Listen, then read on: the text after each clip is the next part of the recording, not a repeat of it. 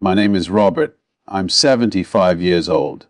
There's a room in this house I haven't entered in decades. The door still closes. The lock still works. I walk past it every single day, sometimes twice, and I never turn the handle. People don't ask about it anymore. They used to.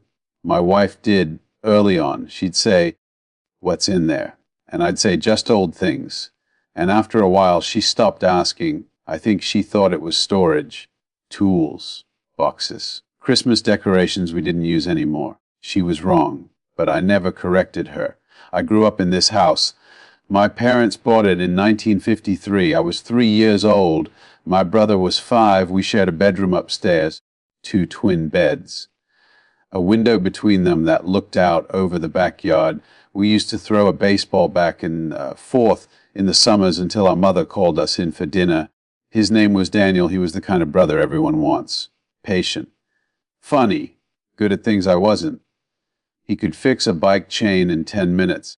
He could talk to girls without stuttering. He remembered people's birthdays. I didn't. I was quieter. I liked being alone. I read a lot.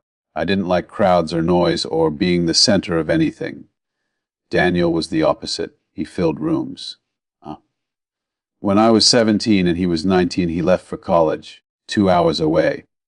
Not far, but far enough that he didn't come home much. I stayed. I finished high school. I worked at the hardware store on weekends. I didn't know what I wanted to do yet, so I just kept working. Daniel came home for Thanksgiving that year. He brought a girl with him. Her name was Sarah. She had blonde hair and she laughed at everything he said. I didn't like her. Not because she did anything wrong. I just didn't like that she was there, that she took up space at the table, that my brother talked to her more than he talked to me. I didn't say that, of course. I just stayed quiet. He came home again at Christmas. Without Sarah this time, he seemed tired, different. He didn't joke as much. He spent a lot of time in our old room, lying on his bed, staring at the ceiling. I asked him once if he was okay. He said, "Yeah," just thinking. I didn't ask what about. I wish I had. In January, he went back to school. He called a few times. Short calls. He asked how I was. I said fine. He asked about Mom and Dad. I said they were fine too. I didn't ask how he was. I don't know why. Maybe I thought I already knew. Maybe I thought we'd talk more later. Maybe I just didn't think it mattered. He died in March.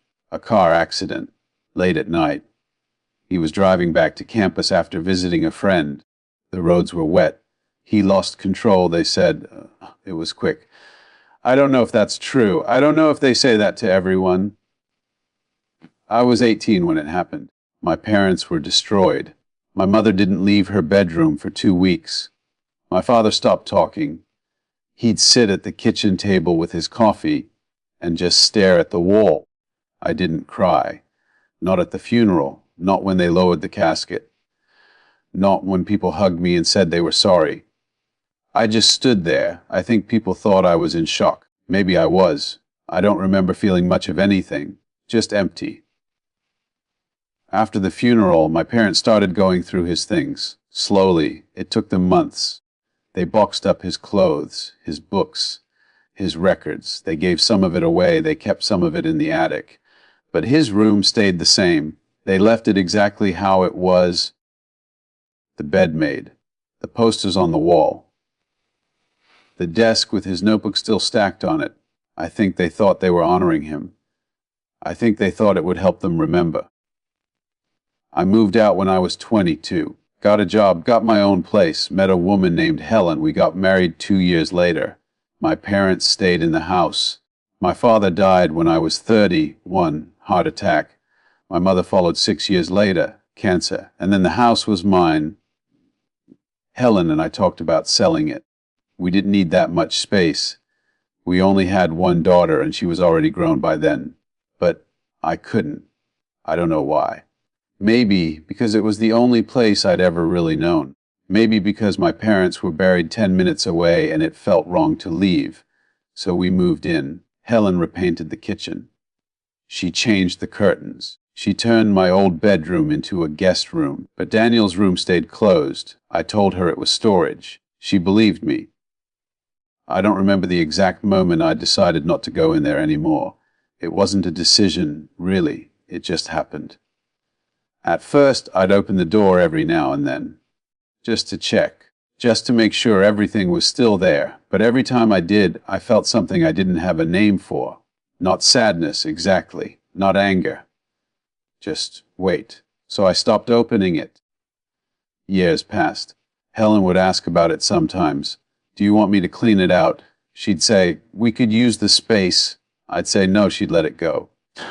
Our daughter asked once too. She was maybe 12. She said, Dad, what's in that room? I said, nothing important. She never asked again. Helen died 3 years ago. Stroke. She was in the garden. I found her lying in the roses. She was 71. Now it's just me. The house is quiet.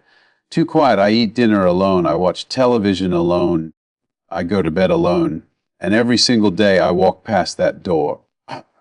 I thought about opening it after Helen died. I stood outside the door for a long time, my hand on the handle, but I didn't turn it.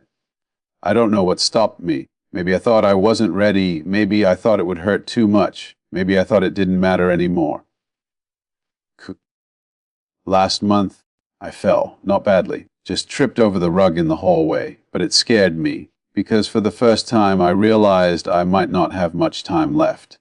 I'm 75. I'm healthy, mostly. But I'm not young, and I started thinking about what happens when I'm gone. My daughter will come here. She'll go through everything. She'll open every drawer, every closet, every door, and she'll open that one too. I don't know what she'll think when she does. I don't know if she'll understand. I don't even know if I understand. So 2 days ago, I decided to go in. I stood outside the door for a long time, longer than I should have. Then I turned the handle. The air inside was stale, thick. It smelled like dust and old wood and something I couldn't name. The room looked exactly the same. The bed, the posters, the desk. His notebooks were still there. His jacket still hung on the back of the chair. It was like he just stepped out, like he was coming back. I sat down on the edge of the bed. The springs creaked. I looked around, at the walls, at the window, at the things he touched every day when he lived here, and I realized something. I'd kept this room closed for 57 years, not to honor him, not to remember him, but because I couldn't face what I'd lost too. I found one of his notebooks on the desk. I opened it.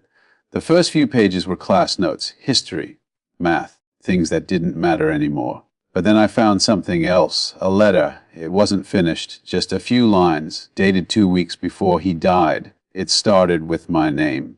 To Robert. I know I haven't been around much. I know I've been distant. I'm sorry for that. There's a lot I've been trying to figure out.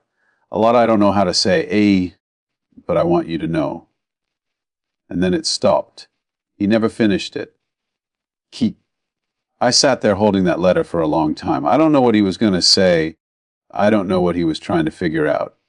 But I know he was reaching for me, and I wasn't there. I thought about all the times I could have asked him what was wrong. All the times I could have called him, visited him, told him I missed him. All the times I chose silence instead, not because I didn't care, but because I thought we had time. I thought there would always be another conversation, another Christmas, another summer, another chance to say the things I didn't say. But there wasn't. And when he was gone, I locked the door, not just to his room, to everything. I stopped talking about him. I stopped thinking about him as much as I could. I told myself I was moving on, but I wasn't. I was just hiding. I kept that room closed because as long as it stayed closed, I didn't have to admit that I'd lost him, that I'd never get him back, that I'd never hear his voice again, never hear him laugh, never get to tell him I was sorry. I thought if I just didn't look, it wouldn't be real. But it was real, it is real, and keeping that door closed didn't change anything. It just made the loss heavier. I'm 75 years old. I've lived in this house almost my entire life, And I've spent 57 years walking past a room I was too afraid to enter, not because of what was inside, but because of what wasn't. 2. I don't know if I'll ever be able to change that room, turn it into something else, let it go. Maybe I will, maybe I won't, but I know this. Closing the door didn't protect me. It didn't make the pain go away, it just made me lonelier. If you're watching this, maybe you have a room too. Not a real one, but something you've closed off, something you don't let yourself think about. Someone you lost, something you never said. I don't have advice for you. I don't know what you should do. I just know what I did, and I know it didn't help. I'm going to leave that door open now, not because I'm ready, but because I'm tired of pretending it doesn't exist. Thank you for listening. If this meant something to you, I'd be glad to know. But even if it didn't, I'm grateful you stayed.